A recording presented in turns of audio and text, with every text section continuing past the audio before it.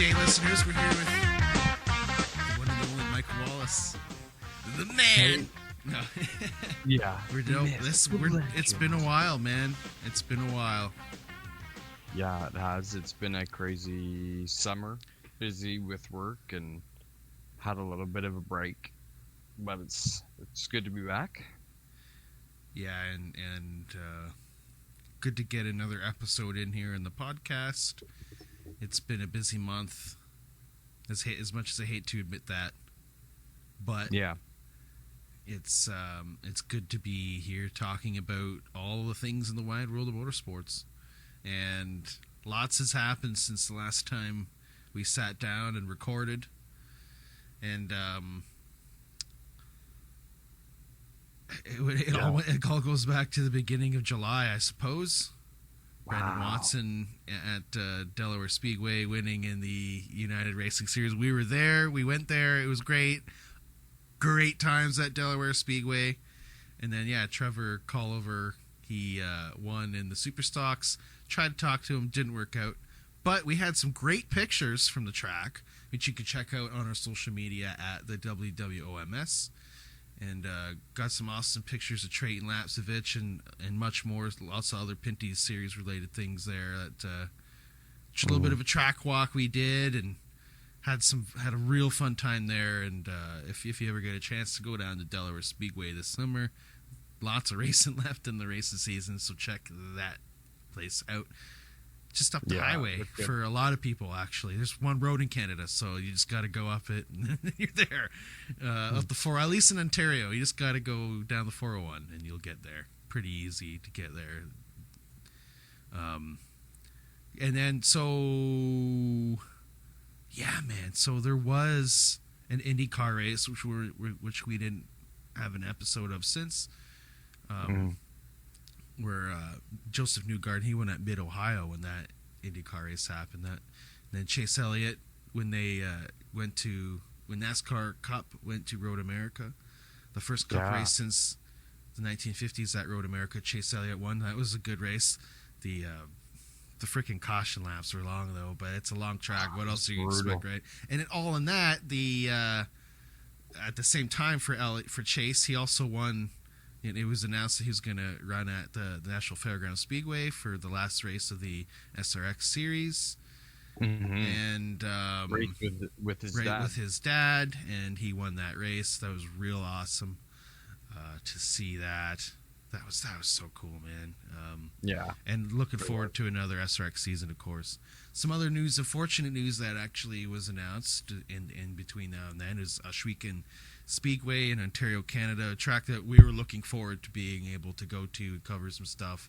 They called off their season due to some of the situations there on their reserve there. The Six Nations of the Grand River community has been hit hard. Hey, that's where I live. What is this all about? No, that's my No. What is it? What is this going? No, but that's not good. And that was announced a month ago, but unfortunately, won't be able to see our first dirt race. I haven't seen a dirt race yet when the Pinties were supposed to go there this season, but that will happen next season though, so that's good. And make sure you buy tickets for that. And so even though it's hard because these tracks are closing and some aren't, some are staying open, and it's like. And some are saying they're doing it for the fans or because fans can't come, but with the tracks closed, But I understand the situation they got to make sure it's a business decision. Whatever it may be, that's what their decision is. I respect that, and I hope to see the racing next season there because I'm eager to see a dirt race, and I want to see it. That'd be like my local dirt home track. It's just only 45 minutes away. And love to go there, but we'll have to wait for another season, unfortunately. Yeah, hopefully it's not the end for the track because we all know. No, there's the same thing with Jukasa, and they're just calling it. I'm sure they probably need to be at a full capacity or whatever for whatever reason. Maybe we should talk to one of these track owners and ask them what's going on there because I'm not sure. From any articles I've read, there's no details or specifics in like business plans or It's pretty generic stuff. So I don't know any insider stuff, but it would be. I'm sure, obviously, right? You put yourself in the shoes of someone who owns a track during a pandemic. Obviously, lots of business decisions are going to come up, right? So it's not like they're just sitting there, no worries. You know what I mean? I feel bad for them. So I'm sure they're dealing with lots. Yeah, I'm sure it's not easy to. Also feeling bad for the fans too, right? Everybody, but whatever. Competitors. Yep. But whatever. We'll see him next season. Since then, also, I dig this. A lot of people, obviously for obvious reasons, there's crap given. I dig it. Ever since, and we'll go back to talking about Joe Rogan here, but ever since Post Malone was on Joe Rogan's podcast, I respect Post now, and there's actually a couple cool songs of his. Post Malone, yep. You're on a. He goes by Post, yeah, first name basis now, yeah. And I think he's a fine young gentleman, and he is a good musician to help introduce the sport to a new and potential, different crowd. So, what sport's that? Oh, you didn't see it? Oh, I thought you were trying to do the joke like it's not a sport. No, yeah, Post Malone did a music video with Bubba Wallace and Danny Hamlin as 23XI at Auto Club, and he's driving around all chill. But I think it's cool. That's just my opinion. I don't think it gives a bad. I don't think it makes the sport look bad at all. No, that's cool. It means it's relevant, right? Typically. Music videos tend to be relevant to things going on, and that could mean Cup's relevant in someone's world, which is good. Yep. And it's what's weird too. In the last month, it would have been. There should have been we should have been reporting from Toronto for the Honda Indy sometime in that last month or so. So missing that's hitting hard for some of us here in Canada. So obviously, next season, that's another thing we'll be looking forward to next season. Hitting the streets of the 6. And when I go there, I want to park for free at I'm just going to look up at my subway map, the Wilson Station. And and because it's free parking for the TTC on weekends. I go to. So you take the subway in, and you can go to the track. I would love to do that. I did that for the Jays game a weeks ago. I'd love to do that for the race. Although it'd be weird with my camera bag and my laptop bag, because I bring some stuff, or I would have to stuff it all in a bag. I would have to lug stuff around either way, but just for the the nostalgia of it. Looking forward to that next season, though. Sweating my ass off. Yeah. Eating some food in the 6. Some greasy food. Some Five Guys. Burgers and fries. Yeah. Hopefully. Oh, and another... although, for Canadian fans, you'll knock this. Formula E announced they'll be going to the streets of Vancouver next July for a race. So the Indy cars at one point, they did race apparently around BC. So from 1990 to 2004. And they'll once again zip around the Vancouver streets in 2022, but with no carbon. It'll be zero carbon or zero emission or whatever. Green, blue, except for all the diesel generators that charge the batteries. Let's and where the batteries are mined from that are terrible. But we won't go into that. We won't go to that. It's zero. I can't even say it. That's zero, how disgusting it is. Zero emission rate. But that was some cool news for that. Like, obviously, I would rather that be Toronto, but for everyone out west, though, we'll see how that turns out. But I would rather it be Toronto, and I would be cool to see something other than the Toronto streets are. As much as I like it, it'd be really cool to see something maybe more downtown. In Vancouver's, I guess it's hip. I'm not hip, so I wouldn't know that. So, we also missed Kyle Busch winning in the Xfinity Series in what potentially was his last race in the Xfinity Series. He won at Atlanta, and then it was a battle of brothers of Busch. Yeah, that was a good race. In that Atlanta race. That was cool. Kyle Busch wasn't happy about it. I thought he should have been humble, because how many more times these guys are probably towards the end of their career in one way or another. Kyle Busch maybe a couple more years than Kurt potentially. We'll see how that goes, but yeah, like still though, I mean, how many times are you gonna have that chance? Race with your be brother humble. Be humble about it. If there's one time I'll openly criticize, because I don't want to be like a Kyle Busch hater on the show, but too late. Now I'll Can't be pass okay, through. man. You gotta be humble. Sit down. Okay. Yeah. It was good stuff though. For the past, it's like, so we're just scrolling through here the Facebook page. Oh yeah, a couple big names for next year. So Harrison Burton, he'll be doing the Wood Brothers for 2022, and Cindric will be taking over the 2 from Keselowski in 2022, and Brad Keselowski, he wasn't doing all right on social media. And we have a screen cap of that on our page at the WWMS and Facebook.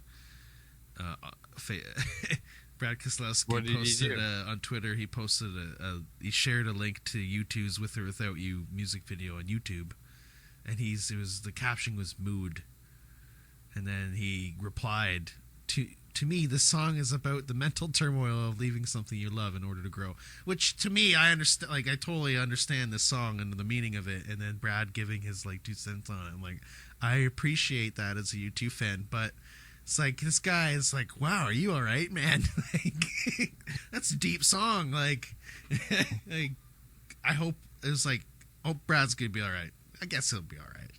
No, don't tell him any razors. He's gonna be all right, because he'll be in the 6, I believe. He'll be in the 6, right, next season. Why? He'll be in the 6, not Toronto. He'll be in the number 6. Oh, in the number 6. Yeah, he'll be in the number 6. So, good stuff there. Sorry. And then there was a New Hampshire race. We were just talking about it. Yeah. Which was a good race. Then Christopher Bell won in the Xfinity, and in the same day, Tom Cruise is at the British GP for the win of Lewis Hamilton, and he was there to show him some love, and also a 3-hour seminar. And we never saw Lewis again, so we're trying to look for him still. Yep. The Scientologists are gonna come. I see 2 men in suits outside. So Aric Almirola, though, showing that he's good. Yeah. I mean, he did good. He won a race. He would have lost. He's got a cup under his belt. We'll give him some of that. He would have lost if there was more. If they would have ran the last 8 laps or whatever it was. Mm-hmm. Yeah. But the playoff bubble at that point got more intense. Mm-hmm. And that obviously takes us to now. Present day. Rafael Lessard won both races in the NASCAR Pinty Series last weekend. He had a great night in Sunset Speedway. What a return for the Pinty Series. Moving on. Yeah. This past weekend at Watkins Glen was awesome. So there's a lot of talk about. I just want to touch base quick on that, though. Apparently, I posted on social medias our post of Rafael Lessard winning. Some people saying that was bad for the sport. I said it was good, and someone said, I guess they argued with it, which is why is it bad? I don't know. I didn't read it. I didn't read the reply, but a lot of people replied. And said that is bad for the sport. But I did read one Raphael person's reply though, and they said that he should be given a full-time ride. I wanted to read the positive comments, and I agreed with that. But I said he could shoot higher, I think, but he tried to. So, because obviously he had a few races with Kyle Busch in the truck, right? So, oh yeah. So I mean, like, but I still think now with that he showed his presence, and he's also racing some other smaller series too as well. And he's showing he's a good racer. So the racer from Quebec, Raphael Lessard, I give him a big thumbs up. A good big Canadian thumbs up, Don Cherry style. Right? No one can see it right now, but Don Cherry style thumbs up. And yeah, we're shut down. But yeah, straight up though, let's get behind this guy. I like that he moved a couple of people in the race. He moved Trayton Lapsevich in the second race, and I think Trayton went looking for him. Man, this young guy, screw around. Isn't he like 16? I don't think he was seriously looking for him. I think he just went over to his crew and he was just like pissed. It wasn't like he goes after him like whoa. I love that kid though. He's a good kid though. I'm not trying to trash him. We've had him on the show. Like I support. I'm a big Trey fan, but I just imagine going him after, go after the crew, or just go after him after the race. Imagine how big that would have been on the internet. No, just fists. Just go. Oh, imagine how big that would. But he couldn't. Raphael couldn't have gotten a fight with. You can't get in a fight with a minor legally. Do laws lift at tracks? What's with all the hate for Raphael though? I don't get it. What did he do? He spun. He spun him for the win. Well, so did Kyle Larson. I don't hear a lot of people complaining about that. Yeah. So what? It's short track racing. Like, was it blatantly spin? Like, took out spin? Or was it... Yep. That's what it looked like. Did he admit to it? I wasn't there. We weren't there. We were in Toronto watching the Jays game. The Wams was not there, so I don't know. I would have asked if we were there. I'm sure that you could have. You were closer. Those would have been great questions to ask if we remembered. Maybe I should have been there. Yeah. This would have been great questions to ask Wallace. Damn it, get on it, man. Yeah, sorry. But he won both races. He swept it that night. But because some of the race, the first race was delayed so much that it ended up being a night race. So, where was it delayed from? Weather. Weather? Where were you? I think it was working. That's good. You didn't even know. You're working hard when you don't even know. Oh, okay. Well, still. Yeah. If you don't notice a storm, that's pretty good. But, yeah, it was good. It was a good race. It was good for... I think it was good on TV because they're live now this season. And Lessard was actually filling in for Donald Teach, who had a hand injury. So he had to miss those races. So it was good stuff, though.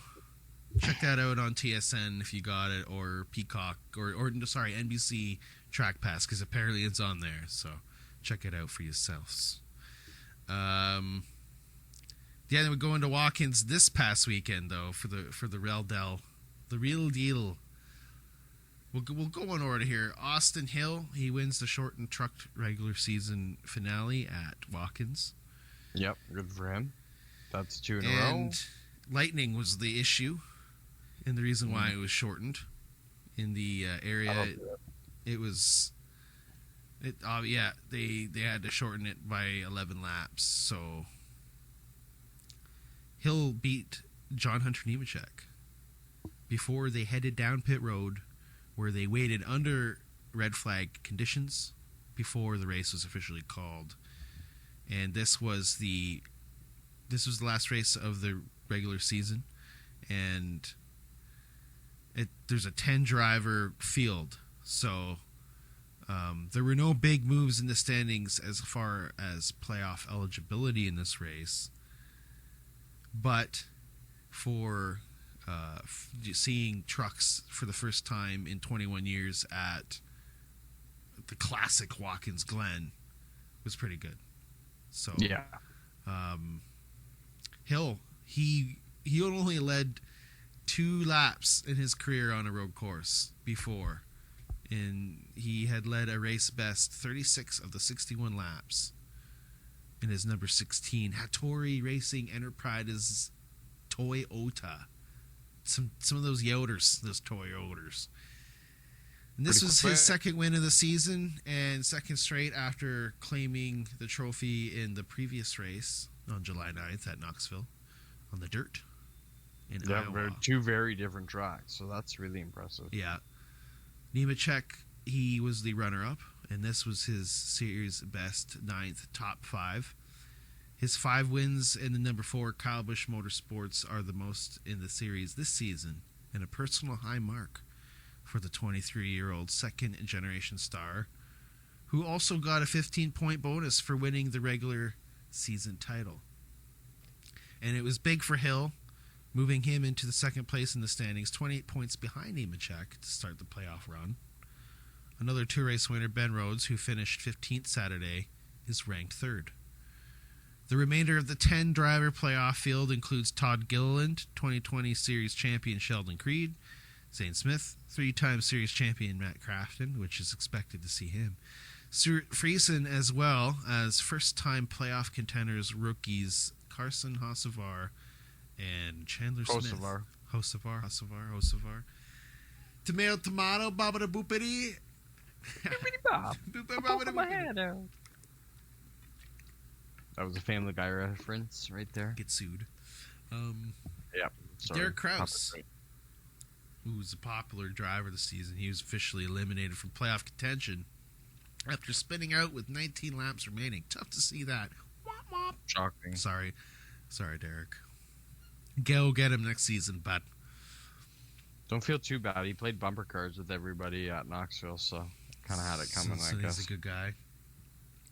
The first 3-race round of the 2021 playoffs begins August 20th with the trucks heading to Gateway Worldwide Technology Park.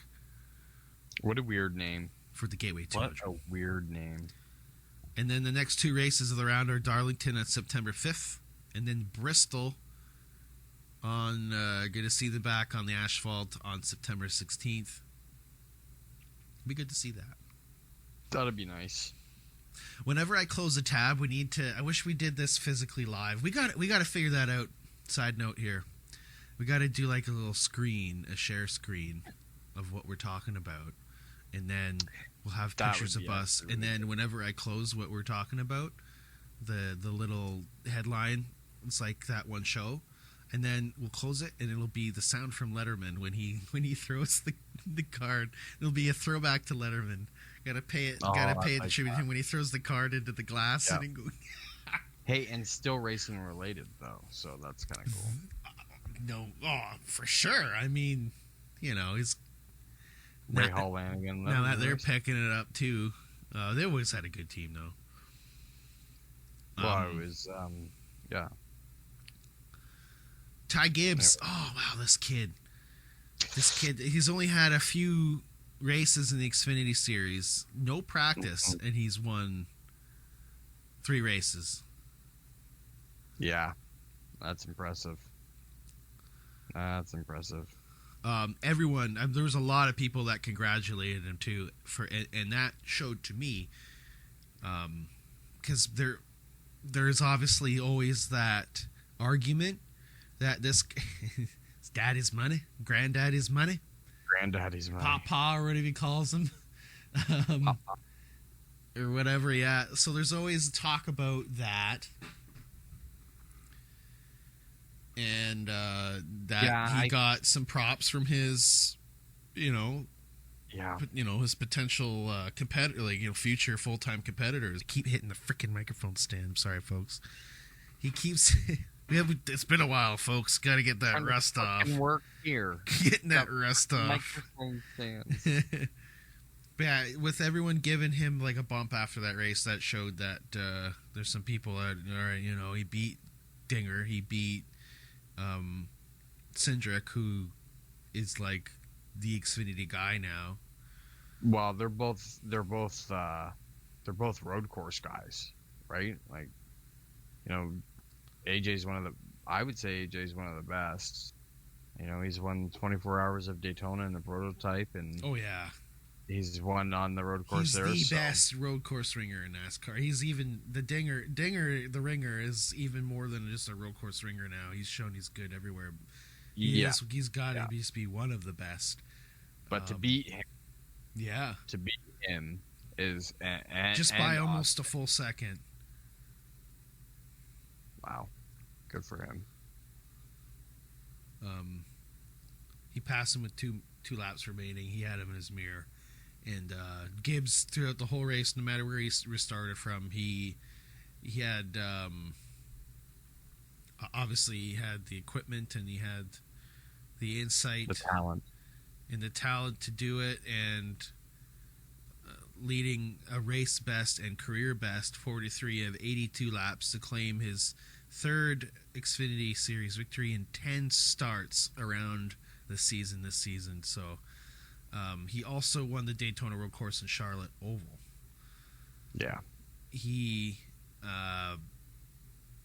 obviously, he's showed that he's definitely, I wonder if they're just going to put, oh man, a guy like that who's already proven himself in the Xfinity Series. And then the argument goes like that, like literally you give him a cup ride next season, you push him too quick, but we'll see what happens there. But he's got to have at least one full season in the Xfinity. I think he's only what, 18? Younger than that, isn't he? Younger than that? I don't know. 18, yes. Yeah, like give him another year. Give him he's not even running a full year in trucks, right? He's only running a full year in ARCA. Like he needs, I don't think he needs to be in trucks next year, but I think he needs to run a season of Xfinity. Yeah. I think he needs, I know he's coming out and winning like that, and that's really good, but I think he needs a full season of that. He proved that he had what it took to. I don't know. He's definitely going to be a force to be reckoned with eventually. But yeah, you know what? Maybe he's got to let him simmer a little bit longer. That's for sure. Yeah, I don't know. That's he did have a couple crappy points during the race, and he had to end up going to a different pit strategy, which ended up moving him forward and to the top 5 for the remainder of the race, and he was able to battle it at the end on a different pit strategy. So yeah, that was in his favor for sure. But that's all about road course racing, right? Yeah, just to go back on Ty, it's hard because if you look at somebody like Verstappen, who got pushed right into Formula One, super young, youngest ever, and he's proven it. I want to go on. I'm sorry, I had to do it. But then you look at guys like, I don't know, William Byron maybe, Bowman, touted as the next really big thing, and yes, they're good, but I don't think they've lived up to maybe the hype. Does that make sense? Is that accurate? I guess. We'll see on him though. We'll see on him. We'll see. And then so Sunday was a busy day in my life. Yeah. It was an awesome day though, and with the Jays, from someone who's just outside of Toronto, Canada, I'm a Toronto sports fan, so the Jays had a home game against Boston, and they needed to win it. It was an important win. They won it. At the same time, literally, like, as they strike him out, top of the 9th, Kyle Larson's crossing the finish line. So I'm like, fuck. I'm freaking out. I'm jumping up, freaking just going nuts. Like, And then the Raps are also playing in Summer League, which is when all the noobs play, and they're winning. They're up by 10, and I'm like, this is great. And it's too bad Jimmy or Hinch didn't have, and Hinch ultimately ended up having a good day actually, but too bad Jimmy didn't. But just imagine everything played out though. It would have been like, wow, like not often do I say that. Both my favorite teams. Nothing against the Leafs. Hey, that's happened too before, but Jays and Raps, Larson wins, and then Hinch gets the podium. I'm pretty happy. Big day though for TV. I tried my best to keep through everything. I only have so many TVs. I did watch as much as that Cup race as I could. There was multiple television screens on. It was like Sports Center in here, literally. But Kyle Larson, though, making me happy, though, that's for sure. He had a good battle all race, top 3 with Chase and Truex Jr. And there's even a couple other names in there too. Like he had a battle at one point too with Seabell, right? Yeah. It was a good battle too. Yeah, so he had some battles through the day, and there was a couple other things too that happened through the day. Like Brad Keselowski, he started from the pole. He led the first 9 laps before spitting out of the top spot in turn 6, and he was adjusting his brake bias. He did recover though. He spotted his tires. He did a great save. I think in the day. Mm-hmm.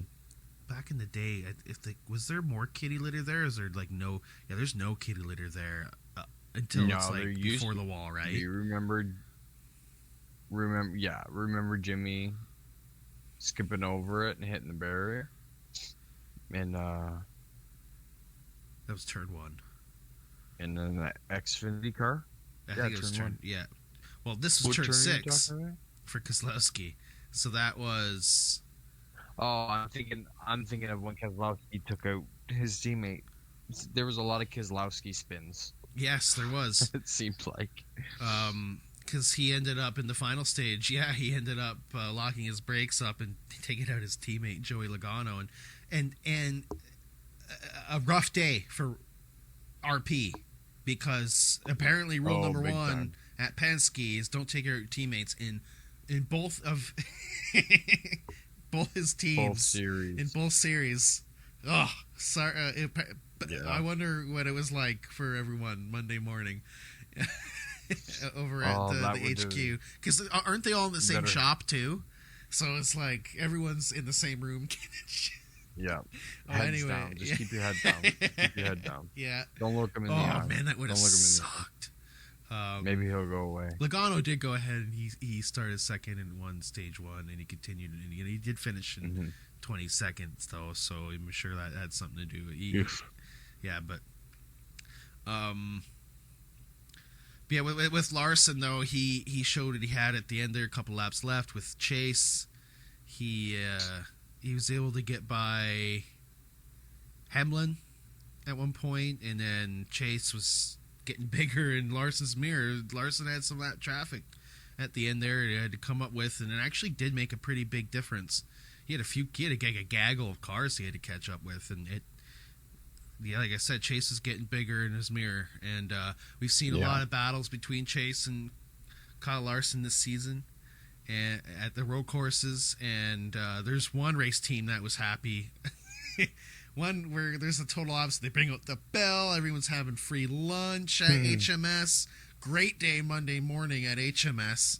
Not so much. Oh, yeah. Not so much at Penske. Oh, boy. Yeah. I feel, But Mr. H is probably handing out Rolexes. And he's like having he's having the best weekend of his life. Let's keep this going. With 3 races remaining to set the playoff field, Reddick gave himself a little more cushion in that 16th and final transfer position. He improved his advantage over RCR teammate, 17th place Austin Dillon, from 6 points entering the race to 15 points heading to Indy next week. I don't think I saw or remember seeing Austin Dillon that entire race. Yeah, and they barely mentioned Kyle Busch I was like, they Yeah, like he was mentioned him pretty like cool, once. yeah. It's like, what's going on here? The series makes its Indianapolis Motor Speedway road course debut next Sunday with the Verizon 200, and that's as well as the Xfinity Series on the Saturday at the Brickyard, the famous Brickyard. It will be the first time the Cup Series is raced on the road course since it began racing at Indianapolis Motor Speedway in 1994. So, and that will also be a doubleheader as we cross into the IndyCar race at Nashville, which was all around, the talk was all around motorsports, but yes, they will be, side note, they will be also doubleheading with NASCAR next weekend. So that's our segue into that. Yeah, that'd be cool. That'd be a cool weekend to go to. Yes, for sure. And especially following what happened this past weekend in IndyCar, or in Nashville, with their first race in the streets of Nashville. Bumpy, tight, very tight, like a toy guy. Street circuit forced a bunch of errors and a bunch of cautions with very little in the way of green flag running. Not many green flag runs during the race's first half. But by the end, the red flag. By the end of the race, the race has been red flagged twice. 2 red flags, bunch of cautions. Well, if I was trying to watch a few things myself, and I don't have multiple screens, unfortunately, but it got confusing with the cautions of restarts and red flag. You think you're seeing so many different incidents, and you're like, well, we must be. Did I miss half the race? And you know, it's like lap 10. What? Yeah, it was crazy. It was pretty wild. And it, like, the point where, like, they were worried about it getting too dark, and it's like, just let them race with the, if it's good enough for us to drive on. Yeah, it should. That's safe enough, isn't it? Come on. Like, literally, if we're allowed to drive on the streets, then they should be allowed to race on the streets with the crappy sulfur lights or whatever, those yellow lights, whatever. Yeah, because the lights were turning on by the end of the race. Like, the street lights were starting to turn on, which is NASCAR would have stopped that race, long before. Earlier. Yeah, which is whatever. Put lights on those damn things. But yeah, pole sitter Colton Herta led the opening 30 lap. Herta. What they? And you know what's funny though? During the actual broadcast for IndyCar, there actually is multiple pronunciations. I know, they all even Grosjean, they all do it. It's almost ridiculous.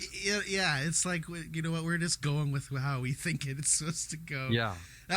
Once we ever see these guys, that's what we're gonna do as our skit for next season. Is we're gonna ask these drivers any track we go to, especially IMSA. When I was dissing their names earlier, ask them their like.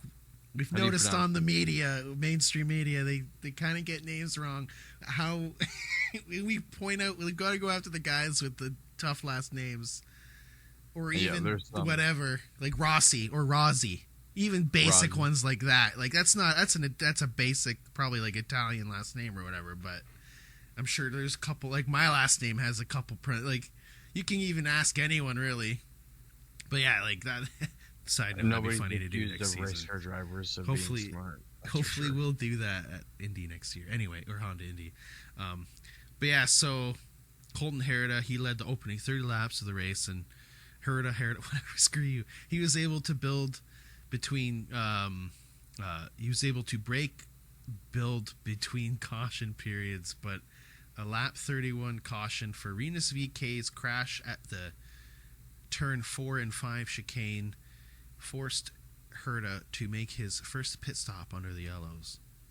After a lengthy period of cautions and restarts, at the middle of period of the race, Andretti Autosport's Herta was eventually able to return to the front as the runners ahead cycled back into the pits. But once he was one more time, he had to stop under yellows, and he had to concede track position after Pato O'Ward's lunge on Alex Rossi had a brief cleanup operation. I don't know what the hell started. I wish I could. If I ever write articles, I'm not going to write like a douche. Anyway, so there was a pit stop, and since it's so short, and you even saw it on camera. No, what happened was because they were cleaning up the cars. Yeah, the pace car couldn't come through at speed. he had to slow down a bit. He had to slow down. So and you got a bunch of cars behind you too, so you're even more like. Yeah, so her to almost beat. So her to pit, 4 tires and fuel, and almost beat the pace car. That's how slow the pace car was going. Yeah.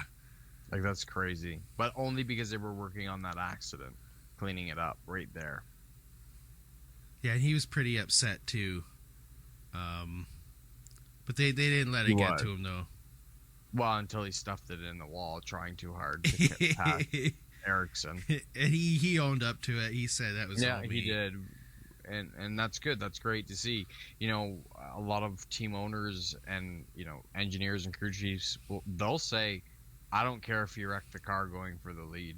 Like, he was pushing really. He didn't make the mistake. I don't know what led him to not come out in front or be behind them. That track is clearly a track position type track.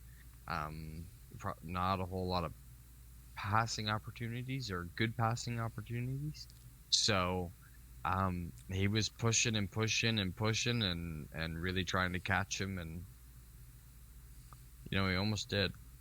And then on the flip note, there's even crazier. It's crazier with Marcus Ericsson, who he ended up going airborne at one point in the race, and they ended up fixing it up, which is crazy. Yeah. Like you know, and he wins. He goes and wins the race.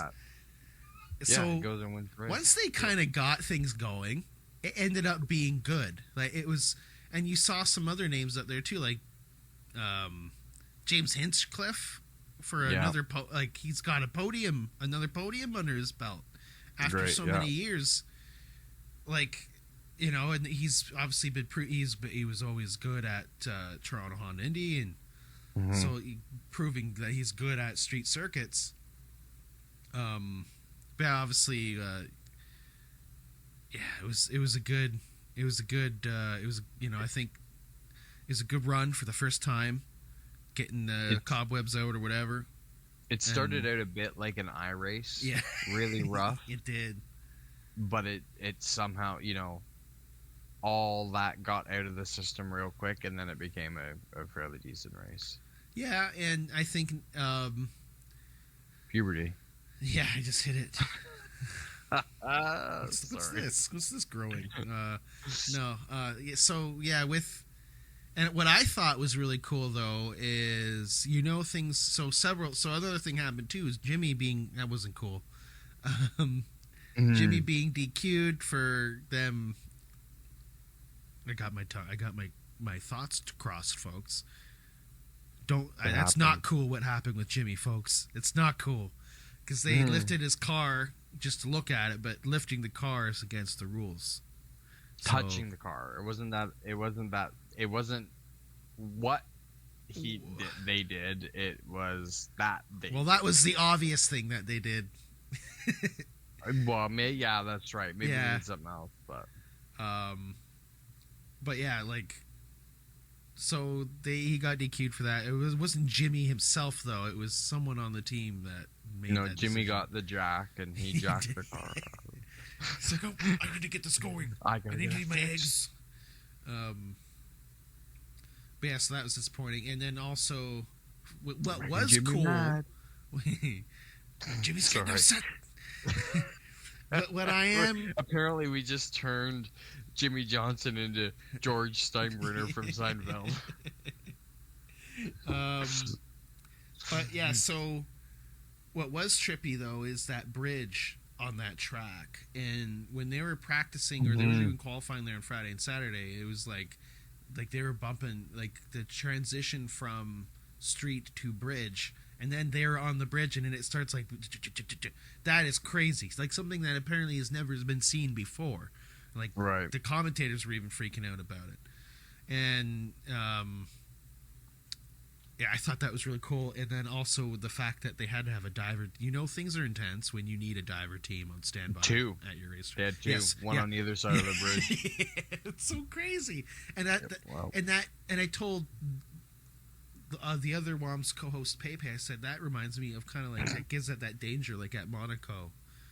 Like they would would have to, like, that's a thing where you'd have to do that at a track where there's like water nearby, or send it serious, and like yeah, and I think that gives it that serious, like Monaco, like that's the first thing I think is comparing it to. That gives it that, like, oh, you can compare it to Monaco, like, oh, like the fancy Music City Grand Prix in Nashville, like maybe that's their Monaco. That's America. That could be America's Monaco. So that's what I'm on. Hashtag America's Monaco for that. I wanted to see that happen because I think it's dope.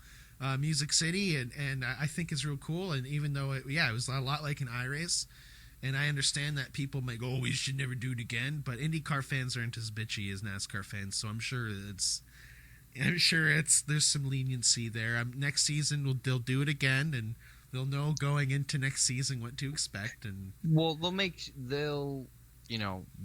small changes to the track. I bet you any money they will change that pit exit area. Yeah, they're gonna there's gonna be some sort of change. Yeah, I'm sure. They'll learn. There was a traffic jam at one point.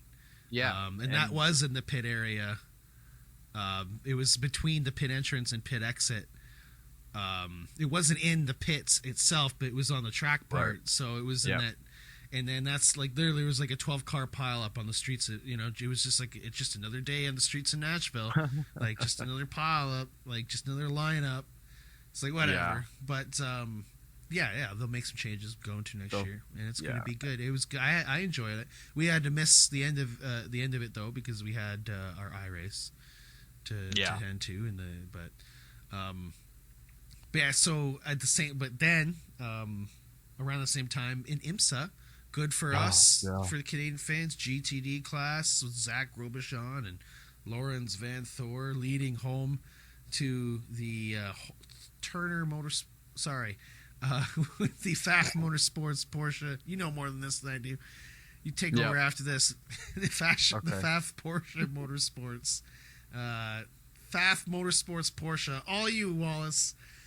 Porsche 911 GT3. Yeah, no, it was a great win for them, defending from last year.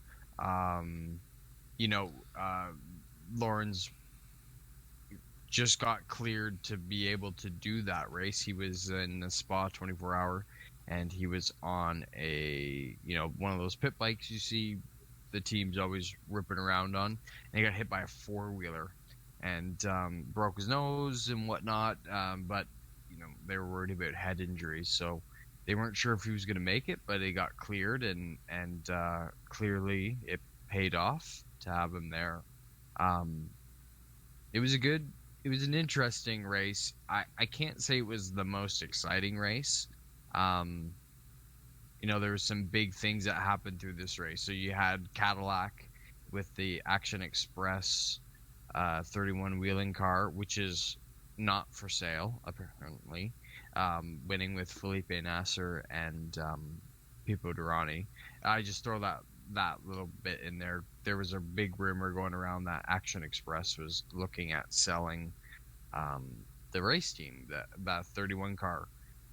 But Sonny Whelan, who is owner of the Whelan, all the lighting systems that you see at racetracks and stuff like that. They're keeping the team going. So that was a good win. That was a big win for them for a couple reasons. One, that was the first time Cadillac or GM, I think, as an overall victor at Road America. And they beat the 55 Mazda, which they are trying to compete against from points. I think it's them in the top three. Can't remember. Just my mind's went blank on it. But so that was good. And then you had a big kind of shakeup in GTLM with the privateer Porsche of WeatherTech Racing and Cooper McNeil and Matty Campbell beating the Corvettes. Fully factory team lost to the privateer, which is always nice to see. I'm a big supporter of that team. I think they're always going to do well. I always think they'll do well. Cooper McNeil, although is the amateur in that car, is very, very experienced. He's won, Ferrari Challenge the last couple of years. He's done very well in sports cars. He's a bit of daddy's money boy. He's had his moments. His dad owns WeatherTech, the floor mat company, and so it's a good little team. They're going to Le Mans this year, next week, which is going to be exciting to see. There not a lot happened in this race. There wasn't any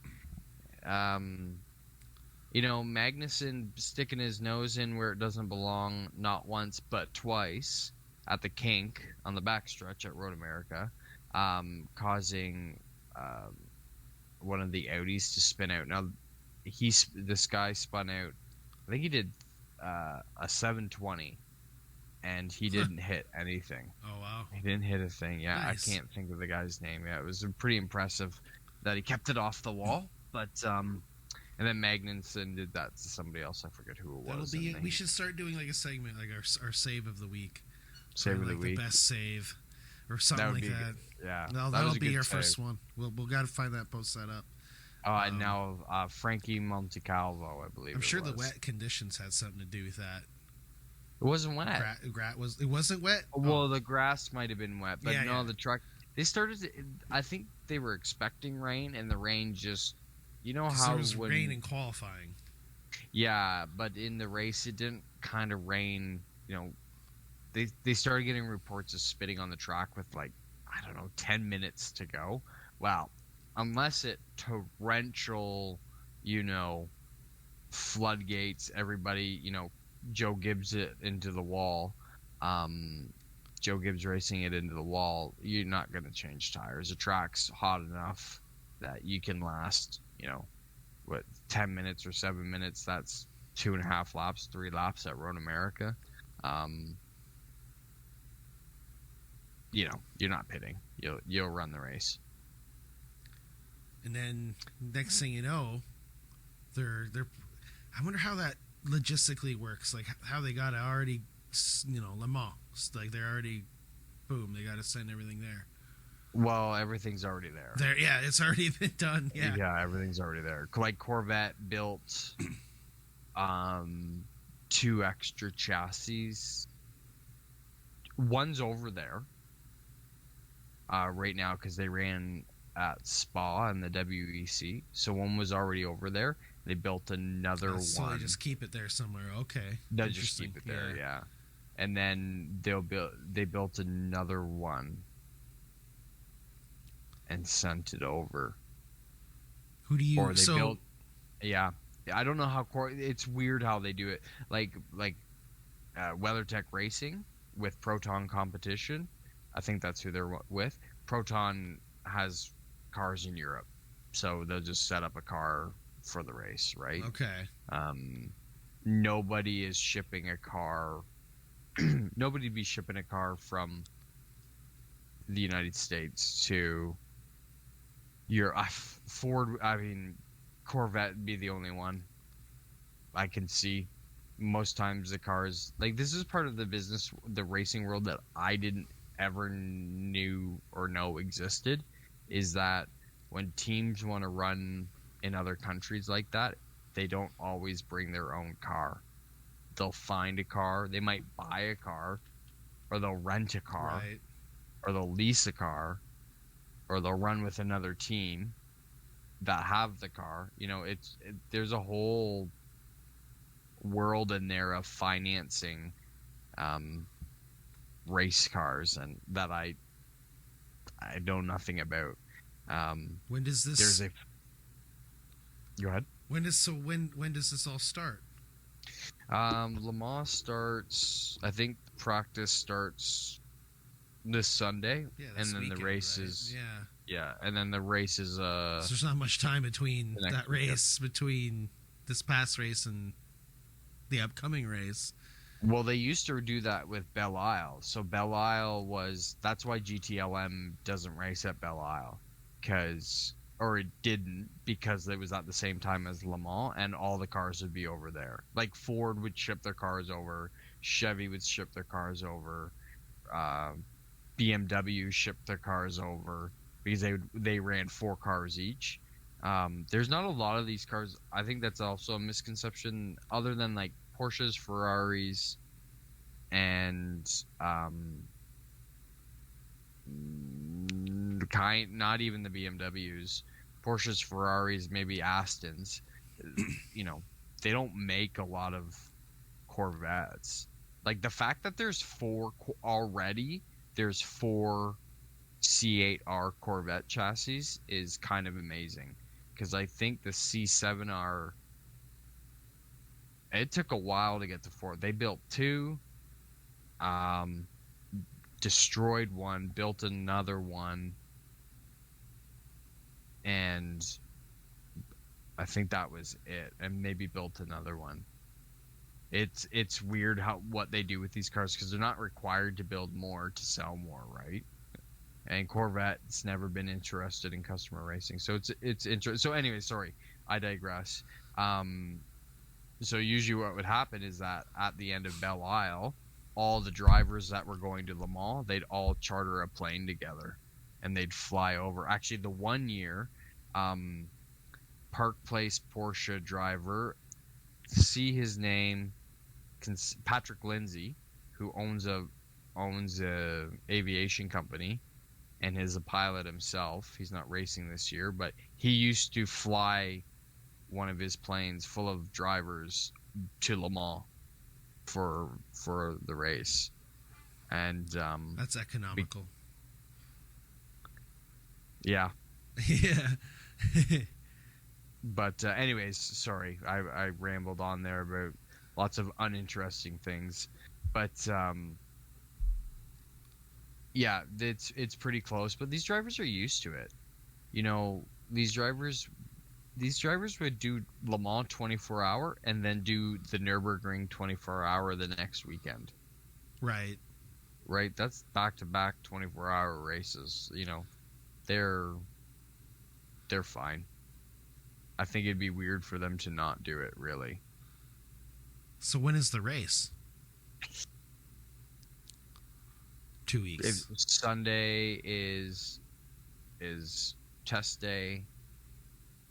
The race would be this Saturday. Oh my goodness, my calendar's still on July, and I just don't have the schedule up front in front of me. I believe it's the 14th and 15th. So that'll be on like Velocity if you're in Canada. Should be. And so is this not like... So I'm on the IMSA.com WeatherTech schedule, and it's not... It just says IMSA Sports Car Weekend, August 5th to August 8th, and then September 10th to 12th. Hyundai well, this isn't Sports Car this Championship. Le Mans isn't an IMSA event. Oh well. Oh. It's a WEC. Whoa. It's Wow. Le Mans. Le Mans weird. Le Mans weird. It's its own thing, kind of. It's like in the dumbass. World Endurance. It's in the World Endurance Championship. 4 points, but it's not run by the FIA. It's run by the ACO, which is the Automobile Club, whatever French words are put in there. So it's an ACO sanctioned event, FIA. So I don't know how it works, but it's part of the WEC championship. Okay. So all the drivers going over or cars going over are spec'd to race in that series. Yeah, that's good to know, because that's why I feel like such a noob. I should have known that. No, it's I probably never really explained it, but it's Now you because know. there's a big tie-in. There is a big tie-in with IMSA, right? Like, uh, there's a Truman Aiken Award, and that's for the top gentleman driver in IMSA and P2. They get an invitation to go race at Le Mans. You know, there's different things. You don't get to just say I'm going to go race at Le Mans. You have to be approved. Oh yeah, wow. Yeah, you have to send That's legit. you have to send an application. Like, so Ben Keating bought the Ford GT from Ford, and he ran in the the GTE AM category at Le Mans. Wins livery. Do you remember the Ford GT in that purple Wins livery? They won the race, but got disqualified because their tank held 0.7 of a liter more fuel than it was supposed to. So they got disqualified. For the next year, Ben Keating, the team applied to run in the WEC with this car, and the WEC said no. I know that's not Le Mans, but I'm just saying how the governing bodies can decline an entry if they don't want it in the series, and it does happen. Right. So now he's racing a Porsche over there, but yeah, I'll look forward to watching that one because I like me some night race, especially how dark it gets. It's probably parts of that track's probably not as dark as it used to be, but most of it's. Well, see, and it's funny because they went through this little trip where, it used to always be really dark, and then they started lighting the track more and more so people could see, and then it started to take away from. I don't know if the drivers are complaining like it was too easy. I don't know what happened there, but they've started to turned back the lights, so now it's dark again. Okay. And it's some of the back parts of the racetrack, it's dark. Like, I don't know how they see going that fast. So it'll be good to watch on IMSA. What is it? IMSA.com/TV. No, you won't be able to watch it there. Hopefully you could watch it on Velocity. I'm sure you can find it. That's right. They won't even show it there. Yeah, because it's not even IMSA. It's not IMSA. You can probably find it on some of your best, websites. Reddit. Yeah. Just Reddit it. Reddit.com/motorsports streams. Find it there. Yeah. Boom. And as always, not to plug anybody else, but as always, the team from Radio Le Mans will be covering the entire event. And I had a great experience, actually. I listened to the 6 hours of the Glen because I was working, and I only got to listen to it through radio. I didn't get to watch it. And same commentary that you and I would watch with the British guys if you go on IMSA TV or whatever. Not the NBC broadcast with Lee Diffie, the other guys. And I thought it was fantastic. What a great way to listen to a race. It's all, they paint such beautiful word pictures, as one would say. I guess that's but it helps that I know what the track looks like. I know the cars they're talking about. That all helps because I can put the picture together. If I was talking about Watkins Glen, you would be able to put a picture together of what's going on. Right, yeah. So it was nice. Anyways, Speaking of legendary broadcasters that can paint the picture for you. Yeah. This was just this past week upon we're recording the week of, what is it already? August 8th. The week of August 8th, 2021. On August 9th, Bob Jenkins, huge and bigly respected motorsports broadcaster in all of racing, and especially at Indianapolis Motor Speedway. He has left us with due to his battle with cancer. He was 73, and throughout the years, he's worked especially with ESPN and ABC, Benny Parsons. Working with the likes of, yes, of course, Benny Parsons and Ned Jarrett, and throughout the years, just to end off the show, I'd like to let's share some of my favorite memories, and maybe we can get some feedback from our listeners as well. Well, if you post some of your favorite memories of Bob Jenkins. Mine, of course, is seeing him in the old EA NASCAR games. It was really cool seeing a guy from real life, from what we saw on TV every weekend on the video game. That sold it for me. Not only that, I was not around, but however, it is great to see it on clips of YouTube. I was not born at the point in 1992 when Jenkins called Al Unser's Jr. Famous victory in the closest Indy 500 finish in '92, or Alan Kowicki's getting his championship, and also at the same time with Jeff Gordon, his win in the inaugural Brickyard 400 in '94. I was only a year old, but still, though, a part of my era and some big stuff that I've seen. So those are some of my favorite memories. What about you, Wallace? To end off here. I actually kind of got to go with the EA Sports. Just go with that. Yeah, because I remember that like very vividly. There's different names that and voices that you associate with different sports. Paul Page is IndyCar or drag racing, big one. Bob Jenkins he's right there with Benny Parsons and Ned Jarrett, like you mentioned those names, or Ken Squire, of being a voice in NASCAR. Again, plugging somebody else, he did a fantastic interview with the guys from Dinner with Racers. Talked about his life and it's pretty interesting to hear that. So yeah, it's unfortunate that he's gone, but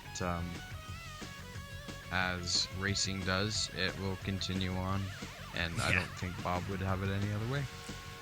That's good. And on that bombshell, that is it, folks. We'll see you down the bend. Hi, this is Alex Tagliani, NASCAR Pinty Series driver. You're tuned in from the track to the community on Wide World of Motorsports, the #1 motorsport show in the community. Sports show in the community. Sports show in the community. Sports show